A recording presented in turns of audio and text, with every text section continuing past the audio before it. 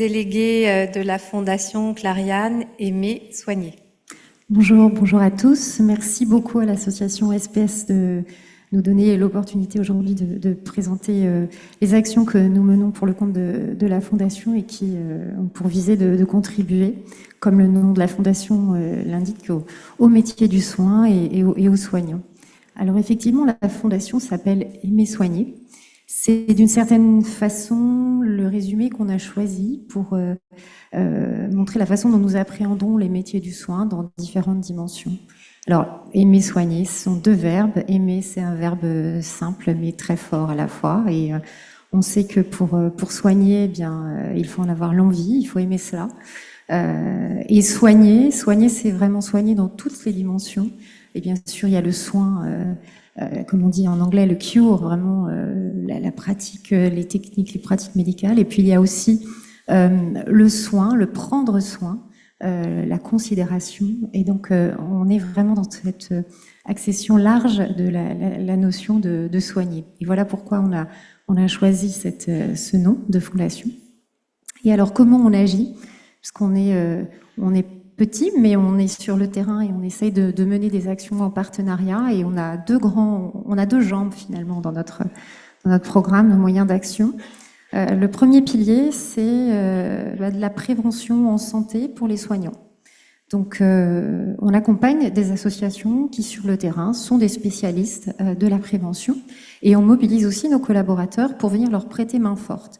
Les associations, par exemple, parce qu'on sait que, et ça je sais que c'est extrêmement documenté, notamment par l'association SPS, sont des personnes qui parfois s'oublient parce qu'elles donnent toujours la priorité à leurs patients et parfois prennent moins le temps de prendre soin d'elles-mêmes. Et donc c'est pour ça que nous, on accompagne des associations comme par exemple Agir pour le cœur des femmes. On en a parlé tout à l'heure. Les maladies cardiovasculaires sont une source de décès très importante et la première en France chez les femmes en tout cas. Et donc il y a une association formidable qui fait le tour de France pour l'instant avec un bus, le bus du cœur, et qui propose en fait un dépistage complet en 2 heures de maladies cardiovasculaires. Bien, on a fait le choix de soutenir assez tôt depuis sa création cette association parce qu'on pense qu'en accompagnant des femmes, en leur permettant d'être dépistées, eh bien on touche beaucoup de soignants, puisque vous savez également que les soignants sont beaucoup de soignants, je crois que c'est 80% à peu près, enfin. Je ne citerai pas de source peut-être plus tard. En tout cas, voilà, c'est un premier choix que nous faisons et nous savons que nous touchons des soignants aussi par ce biais-là. Une autre association avec laquelle nous travaillons en impliquant aussi nos collaborateurs, c'est la Maison des Femmes. Et là, on est plutôt sur un terrain d'action de lutte contre les violences faites aux femmes. Et on sait également que c'est un mal qui est sourd, qui est aussi peu dit et peu partagé, qui commence à émerger. Et c'est important pour nous d'accompagner ces associations qui agissent en proximité et sur le terrain et qui livrent des solutions assez concrètes pour les soignants, mais pas que. Également, on travaille et on est devenu partenaire assez tôt avec l'association SPS parce que c'est justement l'objet de la Fondation Aimer Soigner rejoint très fortement l'action de l'association SPS. Et par exemple, cette année, en partenariat avec l'association, avec Catherine, avec Joséphine, on a travaillé à la création d'un parcours en 6 étapes. En 6 sessions en fait qui vont vraiment proposer aux soignants un parcours dédié à l'activité physique et donc à travers différentes sessions digitales que vous connaissez tous, les IJAD, eh bien l'ensemble des soignants pourront accéder gratuitement avec le soutien de la Fondation à ces séances pour un temps de plusieurs mois. Et donc ça, on est très content de pouvoir le proposer et on est aussi très content de pouvoir le partager largement à nos soignants et au-delà.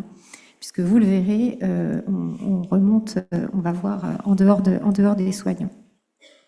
On a aussi une étude sur laquelle nous travaillons avec l'université Versailles-Saint-Quentin sur le tabagisme des soignants, puisque c'est un constat que l'université a souhaité documenter, donc nous la soutenons dans cette démarche-là, de manière in fine, et donc ça ce sera dans quelques mois, à déterminer des gestes de prévention qui sont adaptées aux situations de travail des soignants. Donc ça, je ne peux vous en dire plus pour l'instant, mais en tout cas, c'est aussi une action que nous menons sur notre pilier prévention. Donc ça, c'était notre première jambe. Et notre deuxième jambe, c'est une autre façon de prendre soin des soignants. C'est aussi à la fois de donner à voir la réalité des métiers, de mieux les faire connaître, et vraiment tous les métiers du soin. Et c'est une façon aussi de donner la parole aux soignants. C'est une modalité d'action que nous avons.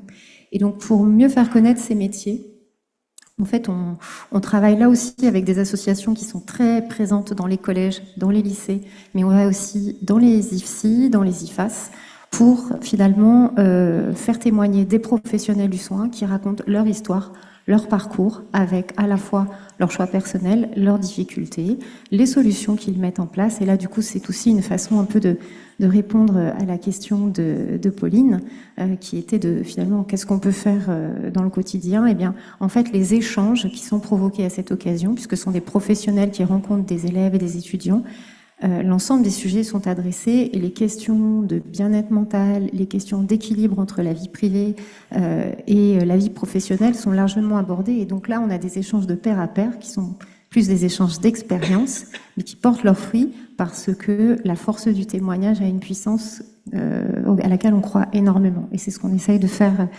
beaucoup. On a accompagné à peu près 1500 jeunes là, sur l'année qui s'est écoulée à travers différentes formes de rencontres. Et pour terminer, je voulais dire que des modalités d'action que nous privilégions, c'est un peu ce qu'on pourrait résumer en la voix des soignants. Et je vois depuis ce matin que c'est quelque chose que vous faites très bien, donc ça va peut-être pas vous étonner, mais en tout cas, nous, on s'inscrit vraiment dans cette ligne-là. On écoute la voix des soignants. Moi, je ne suis pas une soignante. Je suis peut-être la seule de cette table ronde à ne pas l'être.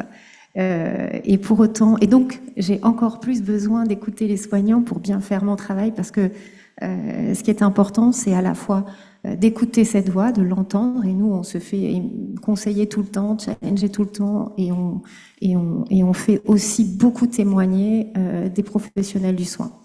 Et cette voix, on l'utilise, on la recueille, alors sous forme de podcast par exemple, et donc ça permet en fait sur le thème des métiers, de proposer des immersions, vraiment des petits voyages de 20-25 minutes pour découvrir ce que fait un ergothérapeute, pour découvrir ce que fait un psychiatre. Alors c'est une vision du métier, bien évidemment, sous forme vraiment d'immersion sur le terrain, où on rencontre les protagonistes, et donc ça on le propose, donc ce podcast La Voix des soignants. Des professeurs les écoutent, certains étudiants, certains élèves qui s'interrogent sur les différents métiers et les écoutent, et ça leur permet d'avoir un regard, une illustration de ce que sont ces métiers. Et cette voix des soignants, on la couche aussi sur le papier.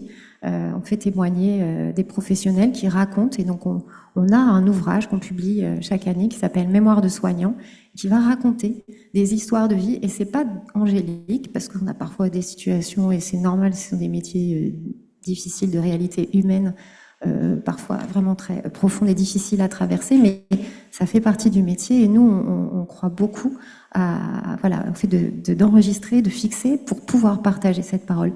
Et enfin, ce qui est très fort pour nous sont les rencontres, et je l'ai déjà dit, mais je le redis, on va vraiment favoriser le plus possible les rencontres humaines dans les établissements, dans nos établissements, sur le terrain, où des professionnels vont directement parler à des jeunes. Peut-être ce sont des futurs soignants, peut-être pas.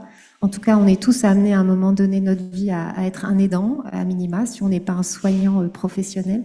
Et donc pour nous, on est vraiment dans cette démarche un petit peu holistique de se dire, en fait, on plante plein de petites graines, on cible assez large, et on se dit que tout ça va concourir, va contribuer, et on tire dans un sens qui est de, voilà, aimer soigner d'une certaine manière, ça se partage en fait.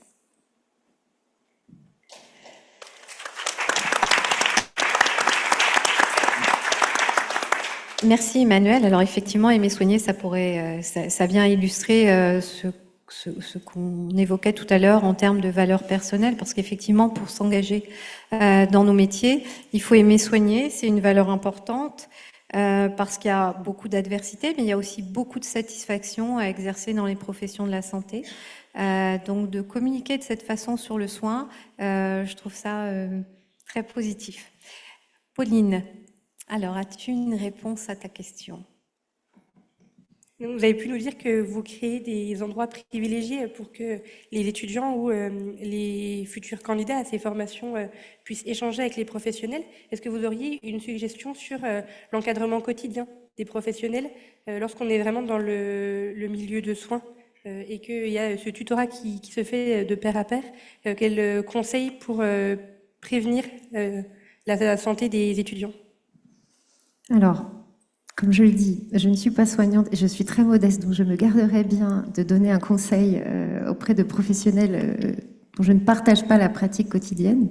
Ce que je peux dire, c'est que dans tous les échanges qu'on a, typiquement, je vous ai parlé du parcours qu'on va mettre en place avec SPS, on va au contraire énormément partager auprès des élèves, des soignants et des professeurs qu'on voit dans les IFAS, les IFSI, cette démarche-là, qui est un moyen, quand on apporte une réponse, une solution, c'est bien qu'il y a un problème derrière ou en tout cas une situation de souffrance. Donc en fait, on va peut-être arriver, en tout cas moi comme fondation, j'arriverai en disant voilà, on a cette solution, on a ce programme qui existe et de même, ils nous diront ah oui, on sait qu'il y a des difficultés et ma réponse sera plutôt de cet ordre-là parce que je me garderai bien de donner un conseil sur une situation vraiment intra-service que je ne maîtrise pas.